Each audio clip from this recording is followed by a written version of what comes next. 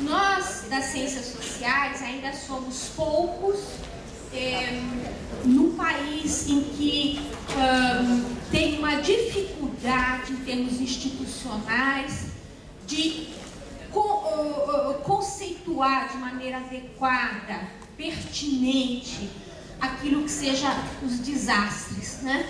E à medida em que os conceitos são débeis, são frágeis, as políticas e programas em torno daquilo que você define, obviamente, são inadequadas ou insuficientes. É simples assim, né? Se a gente não sabe definir o problema que a gente tem, né, nos termos adequados, nenhuma política e programa é o suficiente. É um pouco sobre isso que eu vou falar do ponto de vista da sociologia. Eu coordeno o Núcleo de Estudos e Pesquisas Sociais em Desastres, Departamento de Sociologia da Universidade Federal de São Carlos. Quem me auxilia aqui é a Raquel Venturato, ela é doutoranda do Programa de Ciências de Engenharia Ambiental da USP de São Carlos, é minha orientada lá. Eu também sou professora colaboradora da USP de São Carlos há uns 20 anos. Vamos lá. A coisa mais difícil, e talvez seja chave nós dizermos isso, que o imaginário social brasileiro, nutrido em grande medida por um sistema sociotécnico de outras áreas de conhecimento, né, e que cria um discurso institucional que vai se disseminando e sendo apropriado pelo senso comum, né, define desastre como uma crise aguda que tem centralmente como causa um fenômeno natural ou tecnológico e de tal sorte que são outras tecnicalidades que conseguem resolver o problema. Para que vocês tenham uma dimensão, na última década, em torno de 90% de todos os desastres oficialmente reconhecidos no Brasil, como que eles são oficialmente reconhecidos? Por decreto municipal, né, seguida de portaria de reconhecimento do Ministério da Integração Nacional, desastres esses que são qualificados, né, em duas magnitudes e intensidades, ou como situação de emergência, né, ou como estado de calamidade pública. 90% desses desastres oficialmente reconhecidos no Brasil estão relacionados à água. Estão relacionados à água. Sendo que nesse universo, 3/4 estão relacionados a estiagens prolongadas ou secas e 1/4 está relacionado a chuvas. O que torna, né, dentro dessa caracterização de desastre, o que torna a tipificação desse fenômeno natural, né, basicamente visto como fenômeno atmosférico, algo que só pode ser interpretado pelas ciências duras, né? Então vão ser as ciências da natureza aquelas que vão dizer o que ocorreu e, por conseguinte, quais são as formas de sanar o problema, né, e ter acesso aos recursos e ao poder, né, de prescrever as soluções diante as várias frações do Estado que lidam com desastres. Este é o grande problema no país.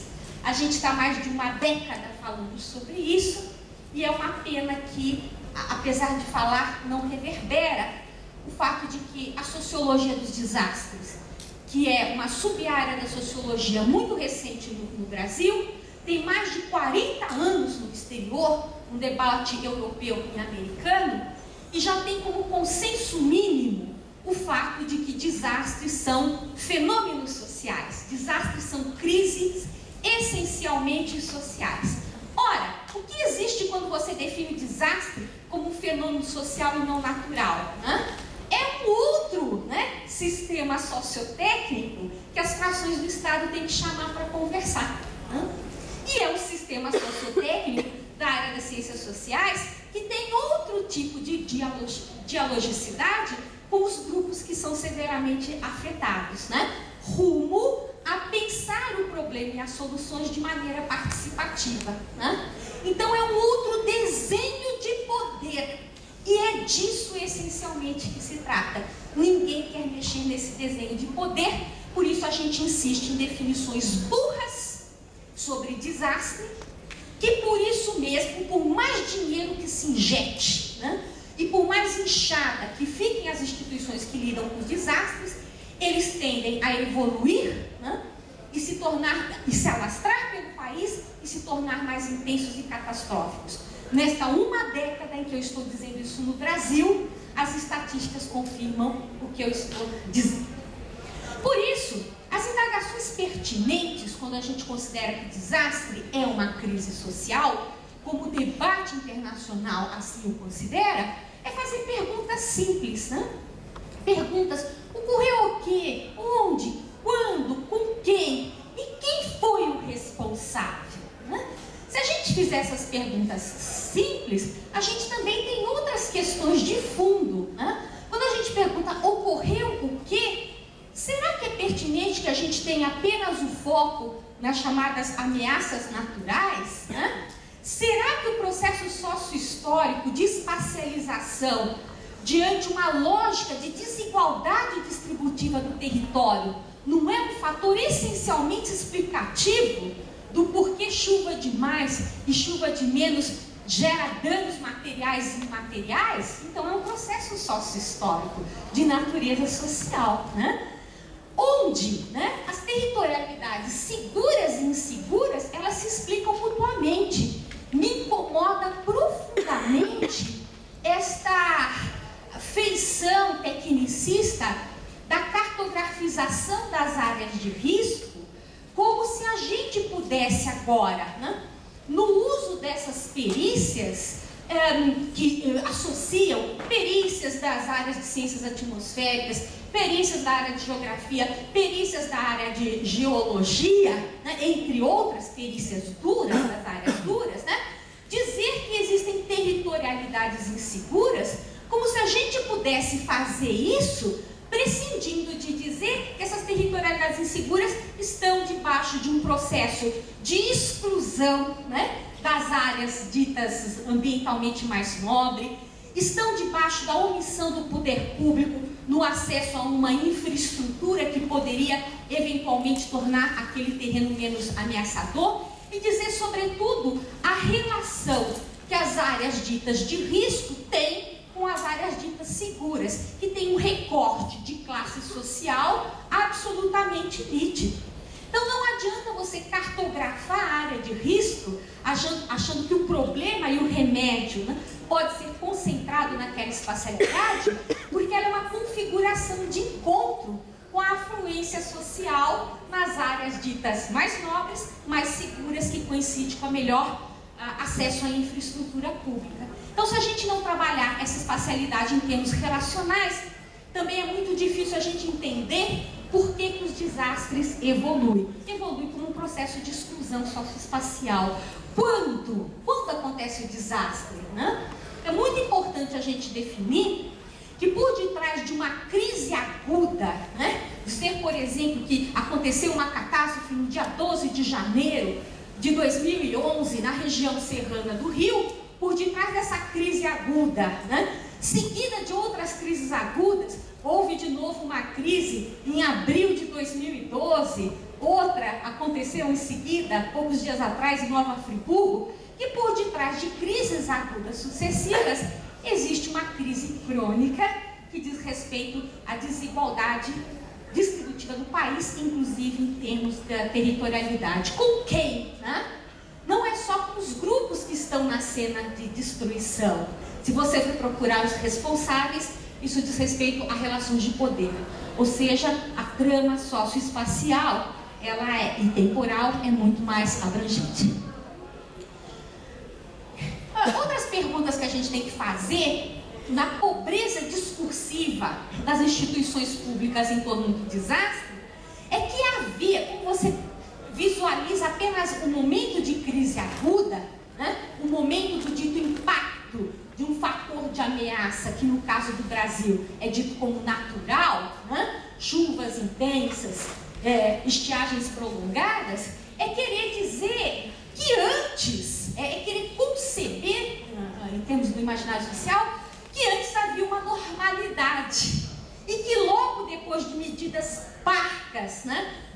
reabilitação e recuperação se voltará a uma normalidade. De que normalidade, cara pálida, nós estamos falando, né? Num país que naturaliza desigualdade social, né? Então, na verdade, nós temos um processo de vulnerabilização.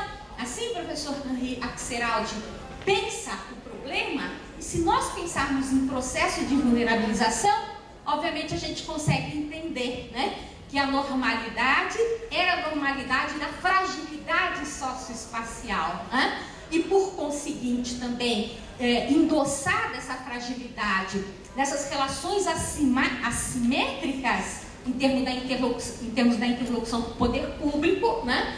A regularidade social no dito pós-desastre é a regularidade da insuficiência também na proteção dos direitos à pessoa humana, né? Então, há certas perguntas que a gente precisa começar a falar. De que normalidade, que ruptura da normalidade você está falando? Qual é a nossa normalidade, né?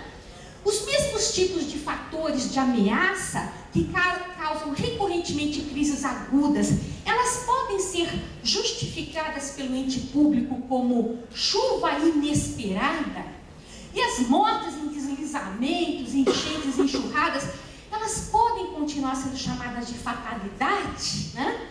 A gente tem que ter mais do que cansaço em relação a esses discursos, né? A gente tem que ter indignação em relação à recorrência desses discursos, né? Como é que pode ser inesperado aquilo que acontece ano após ano, afetando os mesmos grupos vulneráveis, né? Logo, isso não é um processo exógeno ao contexto sociopolítico, mas é explicado por esse contexto sociopolítico, nos sujeitos que atuam nesse contexto, nas políticas que são executadas e na ética pública que é adotada. Eu tenho sido muito taxativa e até eu fiquei muito honrada com a oportunidade que o Ministério Público de São Paulo me deu há 2 anos de escrever um artigo num livro sobre riscos do Ministério Público de São Paulo, da Escola Superior, em que eu estou chutando também, eu vou direto ao ponto, é formas de matar, de morrer, e lá naquele artigo no livro do Ministério Público de São Paulo, eu digo, existe uma crueldade institucional, eu não posso chamar de outro nome, eu não digo que é só omissão, é insuficiência, é crueldade deliberada. E se nós não falarmos nesse termo, né, que a manutenção desse discurso, dessas práticas, desse sistema sociotécnico que se apodera das instituições de Estado, de todos os recursos existentes para fazer políticas pífias e equivocadas, se a gente não chamar isso de crueldade, a gente não vai conseguir, né, gerar mecanismos de pressão a tempo suficiente, né, para poder proteger vidas que estão expostas à catástrofe aí no dia seguinte. Não vai demorar muito essa profusão de catástrofes no Brasil. Por isso, é importante que a gente dizer que desastres não são apenas crises sociais, mas que são processos sociais de desumanização. E que as instituições públicas estão no centro do fortalecimento dessas relações desumanizadoras. Quando, né? Quando as frações do Estado apelam para discursos de eficácia, onde há nítida redução e insuficiência das providências públicas preventivas, preparativas ou recuperativas. Quando a gente vê, por exemplo, como política de assistência social, apenas práticas no imediato pós-impacto, pautadas em colchão, em cesta básica, em auxílio aluguel, que logo some de vista sem que medidas recuperativas consistentes, né, que protejam a dignidade da vida humana sejam implantadas. Pior do que isso é que o pouco que costuma ser oferecido aos afetados, né, é tido como suficiente, suportável, adequado. Como nós, desastrólogos das ciências sociais, nós estudamos desastre como processo, a gente acompanha num tempo longo o desastre. A gente acompanha, por exemplo, desastres lá na região metropolitana de Pernambuco há 10 anos.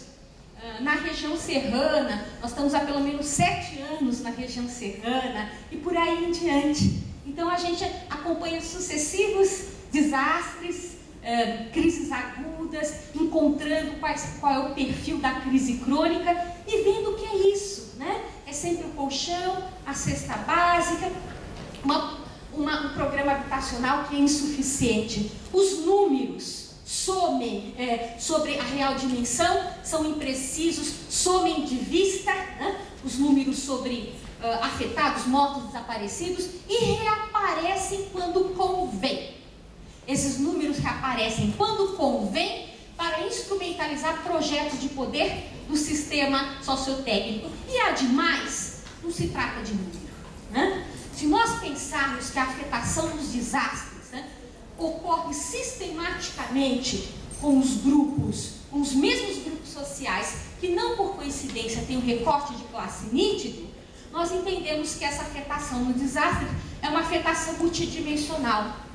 Tente fechar os seus olhos, né, e pensar que você vive recorrentemente crises que envolvam, entre outras coisas, a morte de familiares, vizinhos e amigos, limitadas providências públicas de recuperação dos corpos, o exercício extenuante de técnicas corporais para se manter vivo, né, enquanto não veio o resgate, o surgimento de enfermidades e lesões decorrentes da piora da qualidade ambiental, a destruição dos objetos que são importantes, né, para sua referência identitária, a inviabilidade do exercício do trabalho, o deslocamento involuntário que é imposto pelas autoridades à família, abrigos provisórios mal administrados, incertezas e angústias do grupo em relação ao seu futuro, a dissolução progressiva da convivência comunitária, entre outros. Pense tudo isso junto, misturado e recorrente. Se você me disser que isso não é crueldade institucional, né, dado que isso acontece sistematicamente quando você acompanha o desastre com o processo, se isso não é crueldade, por favor, me ofereça outro nome que me convença. Próximo. Assim, eu tenho que usar essa figura que a Hannah Arendt coloca, né? Apesar dos sinões que a Marijane coloca, eu acho isso ótimo. A ideia de banalização do mal. Eu vejo que existe banalização do mal quando, em termos das políticas de proteção civil, há uma supressão da alteridade nos discursos, nos recursos públicos, nas deliberações. Para aquele julgado como inferior, a sua territorialização é sempre passível de contestação. É incrível você ver alagar um conjunto, um Alphaville. Vai ver se lá você vai ver defesa civil estigmatizando casa, fazendo marcação na casa e dizendo que a pessoa tem que ser deslocada compulsoriamente, tem que ser removida. Então é muito importante a gente pensar o viés de classe que existe por determinadas políticas que violentam a espacialidade de certos grupos sociais, né? E há também, como banalização do mal, a vocalização de uma territorialidade esvaziada. Essas comunidades que sofrem essas perdas sucessivas, né, têm uma vocalização de uma territorialidade esvaziada. A sua narrativa é de perdas e isso dinamiza a memória coletiva como um esvaziamento existencial. Próximo. Há um abandono, contudo, vigiado, né, porque a cartografização do risco, né, vem como uma performatividade silenciadora do meio perito, vem dizer exatamente aquilo que foi dito na mesa da manhã, né? Não há lugar no campo, não há lugar na cidade.